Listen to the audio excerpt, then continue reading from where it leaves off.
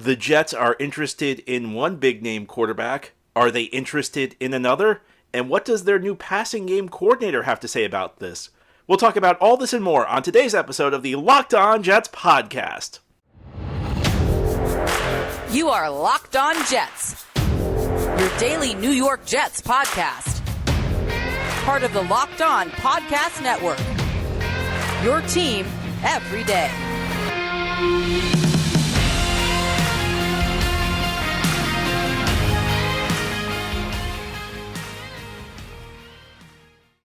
Welcome, this is the Locked On Jets podcast, part of the Locked On Podcast Network, your team every day. It's Tuesday, February 14th, Valentine's Day 2023, and I'm your host, John B. from GanggreenNation.com.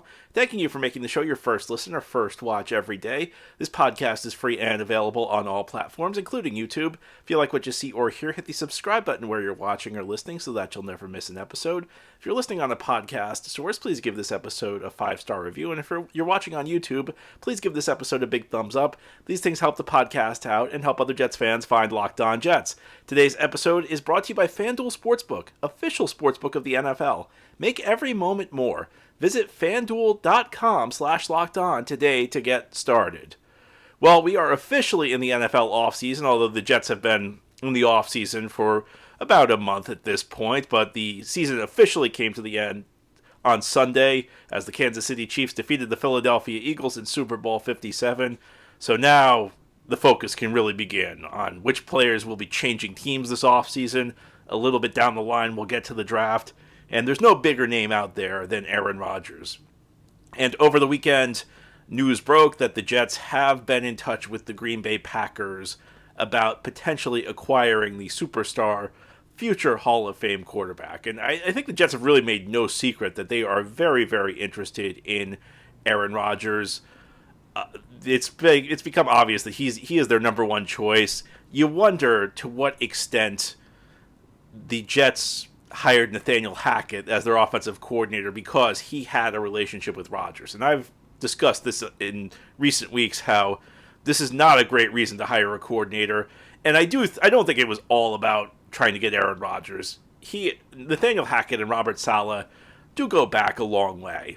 They worked together with the Jacksonville Jaguars on Doug Marrone's staff. So I think Saleh brought in a coach he's comfortable with, a coach that, in his mind, kind of makes up for some of the flaws Mike LaFleur had.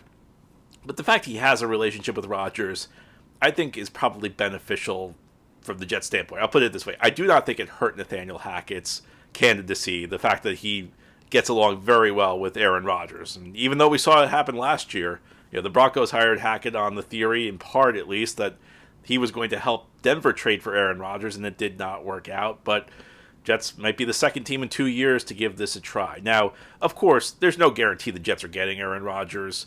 Part of it comes down to what Aaron Rodgers wants. This is a complex deal that the Jets and Packers would need to work out involving Rodgers. And number one, Rodgers needs to decide he still wants to play. And it's still not clear that that's what he wants to do. And if you've been following the last 2 to 3 years, Rodgers has been kind of erratic in a lot of aspects of how he's approached his career.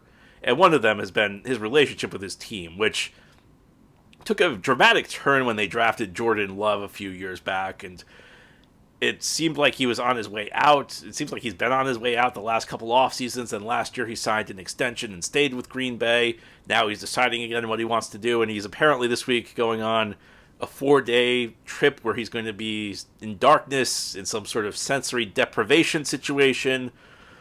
Not that surprising if you've been following Rodgers the last couple of years. But the number one obstacle to this is Rodgers needs to figure out whether he wants to play. And beyond that, whether or not he has a no-trade clause, Rodgers can pretty much pick his team because the threat of retirement is there. So if he decides he wants to come back to the Packers, you'd have to think the Packers are going to take him back. If he doesn't want to come back to the Packers, you have to think he's going to give them a list of teams he wants to play for. And the leverage he has is he can just retire if he gets traded to a team he doesn't want to play for. Or he could just retire. So there's no guarantees he'll even be available, that he'll even be accessible to the Jets. Another obstacle is the contract. I've been over the contract a lot. let's say he plays 2 more seasons. We got $60 million worth of dead money for the Jets the following year, or 30 and 30 one year, 30 the next year. It's a lot of dead money. The contract situation is not palatable to a team like the Jets, and his deal may need to be reworked for Green Bay because it's a rough situation for Green Bay cap-wise if they trade him. So the contract would need to be worked out in advance of any trade. So all this is to say, I don't think that this Rodgers situation is going to have any sort of quick resolution to it. Now, I've heard some people float the idea that it may go all the way into June. I'm not sure I believe that.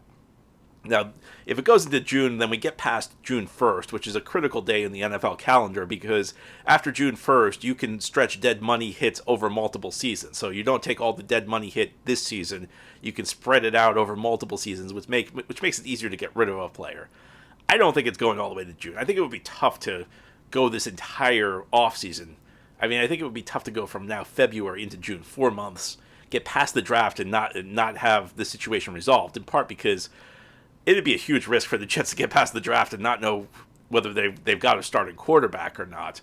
I don't think any team in the league wants there to be a ton of drama as to who their starting quarterback's going to be. But it's going to take a while to sort this out. I don't think it's going to June, but I would be surprised if it happened this week. But there's a third obstacle to any trade, and that's that the Green Bay Packers and another team would need to come to some sort of agreement on what the trade compensation could be. And of the obstacles, that's the easiest one to figure out. And that's what I think the Jets are doing right now. I think the Jets, clearly, Aaron Rodgers is their number one choice. They're trying to work out a deal with Green Bay. And it's not necessarily that they're trying to work out a deal with Green Bay because anything's imminent. It's not necessarily that they're 100% sure that they'll be able to pull off a deal.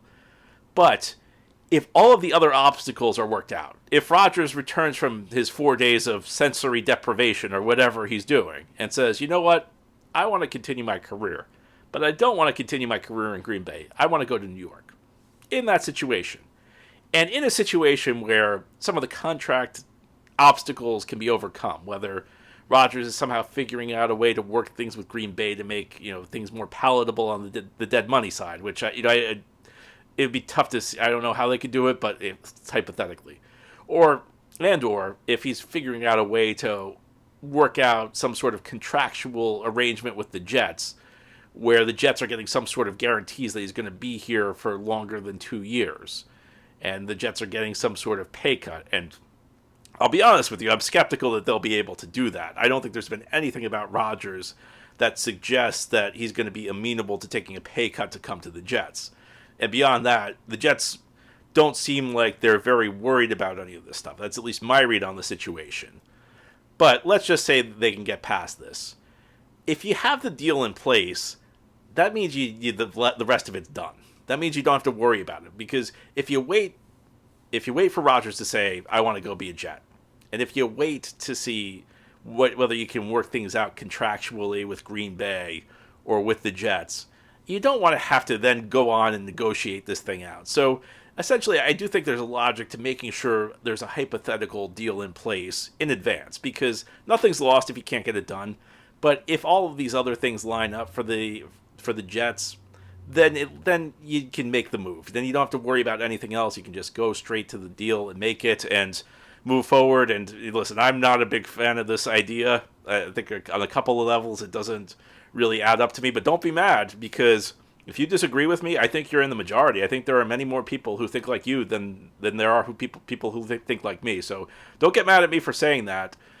I think, though, if the Jets are going to make a trade for Rodgers, it's very logical that they want to at least get the framework done in case things fall into place for them. It may not fall into place for them, but in case they do, then you'll be able to make a move, you'll be able to act decisively, and you'll be able to move forward, potentially with Aaron Rodgers as your quarterback. But, of course, there's another big-name quarterback available. He's nowhere near as good as Aaron Rodgers, but he could probably give you more years, and he's not going to need to be acquired in a trade if you get him, and that's Derek Carr. And we found out that last part over the last couple of days. We'll talk about the possibility of Derek Carr coming to the Jets as we continue this Tuesday episode of the Locked On Jets podcast. This show is sponsored by BetterHelp. When you're at your best, you can do great things, but sometimes life gets you bogged down and you may feel overwhelmed or like you're not showing up the way that you want to. Working with a therapist can help you get closer to the best version of you, because when you feel empowered, you're more prepared to take on everything life throws at you. Therapy has plenty of benefits. It's helpful for learning positive coping skills and how to set boundaries. It also empowers you to be the best version of yourself. It is not just for those who have experienced major trauma, it can be for all of us. If you're thinking of giving therapy a try, BetterHelp is a great option. It's convenient, flexible, affordable, and entirely online. Just fill out a brief questionnaire to get matched with a licensed therapist and switch therapists at any time for no additional charge. So if you want to live a more empowered life, therapy can get you there. Visit betterhelp.com/lockedon today to get 10% off your first month. That's BetterHelp, HELP.com/lockedon. BetterHelp. Thank you again so much for making Locked On Jets your first listen or first watch every day. This podcast is free and available on all platforms. We're talking potential quarterbacks the Jets could get this offseason. There are two big names right now, two guys who are above average starters who we know are definitely going to hit the market, or I guess in Aaron Rodgers' case, we're saying he's got a real possibility of hitting the market. There's one guy who definitely will hit the market, and that's Derek Carr. And we found out over the weekend that Carr's going to hit free agency. Last week, he visited the New Orleans Saints. The Raiders and Saints apparently had a deal in place, but the two sides were not able to work out a deal. I've been going back and forth as to whether or not Carr would get traded. What's interesting is that Carr kind of had all the leverage because he had a no-trade clause. So in a situation where the Raiders were willing to let him talk to every team, they may have been able to work out a deal. Because in that spot, if you're Carr and your team allows you to negotiate a new deal with pretty much anybody you want to, then you're essentially a free agent at that point. You're just moving the process up. There's no difference. But the Raiders did not. The Raiders handled this, and the Raiders put on a clinic in how to take a player who you should be able to get a good return for in a trade and get nothing from him in return. This was a horribly handled job by the Las Vegas Raiders. And it began with them benching Carr for the final 2 games of the season. And the reason they did that is his contract has a clause that if he suffers a serious injury, money becomes guaranteed if he's not able to play because of that injury. So they were essentially putting him on the bench because they were worried he'd get injured and the money would become guaranteed. Well, here's the thing. What were the odds that Derek Carr was going to suffer a career-altering injury in those games? Probably not great. And even if he had gotten hurt, I think a lot of teams would still be interested in trading for him. But by benching him for those games, they made it clear that there was no scenario where they bring him back. And to have any sort of leverage in a trade negotiation, there has to be a credible threat you're willing to bring the player back. And beyond that, now teams know that they have to cut him because he's got guaranteed money cut. Because on February 15th, tomorrow, he's got money that becomes guaranteed. And if you know that the team doesn't want to keep the player, then they have to cut him before that deadline of tomorrow. It's just a mind-boggling series of events by the Raiders. And then they don't let him talk to every team. If you're going to get any sort of trade for him, he's got to waive his no-trade clause. And he's only going to waive his no-trade clause if he's got a contract in place. And odds are he's only going to get a contract in place if he's allowed to speak to everybody and knows what's out there for him. Mind-boggling stuff from the Raiders. So Carr's going to be cut. It could be today. It could be quickly. And he's liable to become a free agent. And there's a little bit of nuance here. There's something that people don't realize. You are not going to, once Carr is cut, he's free to sign with anybody immediately. You do not need to wait till March 15th to sign Derek Carr. And the reason for that is he's a free agent. He does not have a contract. Free players like Lamar Jackson, who technically is about to hit free agency, although the Ravens will probably franchise him. But let's just say hypothetically the Ravens did not franchise him. Lamar Jackson's contract technically runs through the end of the league year, March 15th. So even though he's going to be a free agent, he's still technically under contract until the middle of March because its contract doesn't expire until the new league year. Derek Carr is not under contract as soon as the Raiders cut him. He's free to sign with anybody, so he could be signed within a week.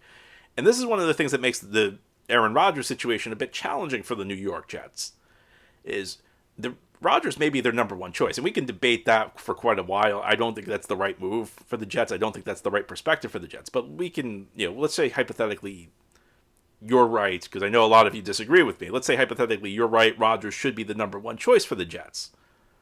Well, as I just mentioned in the first segment, it's going to take a while to sort through all the issues. I mean, Derek Carr could be signed before Rodgers leaves his sensory deprivation retreat, because Carr's available to be signed, and he's probably going to figure out what the offers are pretty quickly. And the question is whether you're willing to just forego any chance of getting Derek Carr by rolling the dice that you think you can get Aaron Rodgers. Because if you have an opportunity to sign Derek Carr and you're not sure what's going to happen with Aaron Rodgers, Carr might be the move, because there's really only two guys who are, if we're assuming Lamar Jackson's not going to become available, if we're assuming that none of these other guys, that there's not going to be a surprise quarterback who hits the market, you might only have two shots to get an above average quarterback to New York. And if you let Carr go off the board, even if he's plan B, then you've really put all of your eggs in the Aaron Rodgers basket. Unless, you're higher on Jimmy Garoppolo than I am. And because Robert Saleh was in San Francisco, that very well may be the case. And that might be part of the reason the Jets aren't, might be willing to let Carr go off the board if they think Garoppolo is a better plan B. But, it's an awfully risky move for the New York Jets, and not one that I particularly would endorse. And beyond that, and I know this is really just pure speculation, but there's been a lot of buzz that the Jets want to get Rodgers. I think everybody knows. Everybody in the league seems to know. All the fans seem to know the Jets want to get Rodgers. There's been almost no buzz about the Jets and Derek Carr. Now, maybe I'm reading too much into that, and maybe the Jets are just kind of flying under the radar. Maybe the Jets are really handling this in a very smart way, in a very stealth way. It's very possible that this is the case, but I don't know. I haven't really gotten the sense that Carr is a guy the Jets are even remotely interested in, and maybe the time frame has something to do with this. For me, Carr seems like not the best option. I don't want to use the word best, but seems like the option that makes the most sense. Seems like the least bad of options that really aren't that great. But I'm not that sure the Jets are interested in him. It seems like the Jets are really focused on Rodgers, and you wonder whether they might find themselves in a situation where they don't really make a big play for Carr. Of course, there's going to be talk about how the Jets, no matter what happens, I'm sure that there's going to be talk how the Jets were interested, but we could find ourselves in a situation where the Jets don't make themselves a serious play for Derek Carr, and then at that point, all your eggs are in the Aaron Rodgers basket. The Packers know it. Rodgers knows it. You don't have a lot of leverage, and who knows what happens if you don't get Rodgers. Then you're really on to plan C, and it could end up being a situation where the Jets look back on that and say, gee, maybe we should have done things a little differently. Now, here on the Locked On Jets podcast, we'll talk about something the Jets did differently. They went out and hired another coach on the offensive side of the ball. They have a new passing game coordinator. And we'll talk about Todd Downing as we continue this Tuesday episode of the Locked On Jets podcast. This episode of Locked On Jets is brought to you by Built Bar. Are you looking for a delicious treat but don't want all the fat and all the calories? Then you have to try Built Bars. I know we're about a month and a half past the new year. Hopefully you've stuck with your New Year's resolution. And if yours was to eat a little bit healthier this year, you got to try Built. With Built, healthy is actually tasty. They're so delicious that you won't even believe that they're good for you. Well, what makes these bars so good? They're all covered in 100% real chocolate. That's right, real chocolate, and they come in unbelievable flavors like churro, peanut butter brownie, and coconut almond. And I don't know how they do it, but even though these bars taste like a candy bar, they're healthy. Only 130 calories and 4 grams of sugar and 17 grams of protein for most of them. And now you don't have to wait around to get a box. For years we've been talking about ordering your Built Bars at Built.com. You can still do that, but now you can also get them at your local Walmart or Sam's Club. So head to your local Walmart today, walk into the pharmacy section, and you can grab yourself a box of Built Bars. Pick up a 4-bar box of cookies and cream, double chocolate, or coconut puffs. Or if you're close to Sam's Club, run in and grab a 13-bar box with one of the hit flavors like brownie batter or churro. You can thank me later. And of course, you can always order your Built Bars at Built.com. Built Bars, they're absolutely delicious protein bars that taste like candy bars. This is the Locked On Jets podcast here on this Tuesday. We've been talking about quarterbacks, but the Jets made a move to get a coach who their quarterback will work with. They bring in Todd Downing, the former offensive coordinator of the Tennessee Titans, the recently fired offensive coordinator of the Tennessee Titans, a guy who has a history of working with Nathaniel Hackett. Downing was actually the Buffalo Bills quarterbacks coach back in 2014 when Hackett was the offensive coordinator. It's amazing in the NFL. You find a coach who gets hired, he always has a tie to somebody else on the coaching staff, typically his boss. And that certainly is the case here. And he joins forces again with Keith Carter, the offensive line coach and run game coordinator the Jets just brought in. And, I say this, and I don't want to be overly negative, but between bringing in Nathaniel Hackett from Denver and bringing in Carter and Downing from Tennessee, I commented on this on Monday off the air. It's almost like the Jets made an effort to find the offenses in the NFL in 2022 that when I watched them, I said, well, at least the Jets offense isn't this bad. And bring in all the coaches from these teams, because I was not impressed by the job Downing did. Wasn't impressed by the job Hackett did. With Carter, I think there are some question marks, but that's who the Jets are bringing in. Now, in fairness to Downing, the Titans had some issues, and especially at the quarterback position where Ryan Tannehill was injured. Still, though, he was let go. And, the other thing I'll say about this is his immediate two predecessors got head coaching jobs in this league. Matt LaFleur, of course, is in Green Bay, and Arthur Smith is in Atlanta. So this is a guy who was in a position which essentially was a fast track to an NFL head coaching job, and kind of failed. And it did not do great. Now, Downing actually has some ties to some quarterbacks who could interest the Jets this offseason, namely Derek Carr. He spent 3 years with the Raiders back when they were in Oakland, 1 year as the offensive coordinator, 2 years as the quarterbacks coach. So, as we talk about whether or not the Jets could potentially or will potentially be interested in Derek Carr, I'm not sure this is necessarily an indication of anything, but it is worth noting that they did bring in a coach who worked with Downing. A coach who worked with Carr. And in addition to that, another quarterback who at least is rumored to potentially be available this offseason. I'm not sure I totally believe it, but there is some talk that Ryan Tannehill could be available at some point this offseason. And you now have two former coaches on the Tennessee coaching staff who worked with him. And, say what you will about Downing, and I certainly have. The Titans were the number one seed in the AFL and the AFC in the playoffs last year, so it's not like Tannehill was a complete failure with him. And this year, a lot of the issues were not really Tannehill related. They were Tannehill performance related. They were more Tannehill was injured related. So you look at it. I don't know to the extent it's going to matter. You'd assume it's probably more about money, more about general overall fit, but from that standpoint, you do get a guy who's got some ties to some quarterbacks who could interest the Jets. And, and as much as I've said what I will about Downing, you do want cohesion on your coaching staff. You want guys who are comfortable working together. And Downing and Hackett have worked together. Downing and Carter have worked together. So at least from that standpoint, I can understand the logic. I'm not going to lie to you. And listen, I think every Titans fan I've listened to has said that this guy did not do a very good job with the Titans. That his game planning was not great, that his play design was not great. This is something, I've heard from a lot of people in Tennessee. Doesn't necessarily mean that they're right. Doesn't necessarily mean he's incapable of improving. Sometimes you go to a situation and things get better. Is this a hire that I'm thrilled with? Well, no, I'm not really thrilled with anything the Jets have done on the offensive coaching side of the ball. But as I've said at many points in this early stage of the offseason, what the Jets do at the quarterback position to me is going to matter much more than the coaches that they bring in. So I don't want to overstate, even though I'm not a big fan of this, I don't want to overstate the impact this will have. I think it's much more about the quarterback than it is about the coaching. Anyway, that's all for today's episode. This has been the Locked On Jets podcast. It's part of the Locked On Podcast Network. Your team every day is our motto. As always, if you enjoy the show, hit the subscribe button where you're watching or listening so that you'll never miss an episode. If you're listening on a podcast source, please give the show a 5-star review. If you're watching on YouTube, please give this episode a big thumbs up. These things help the channel out and help other Jets fans find Locked On Jets. Have a great Tuesday, everybody. Enjoy your Valentine's Day, and we'll be back tomorrow to talk more Jets.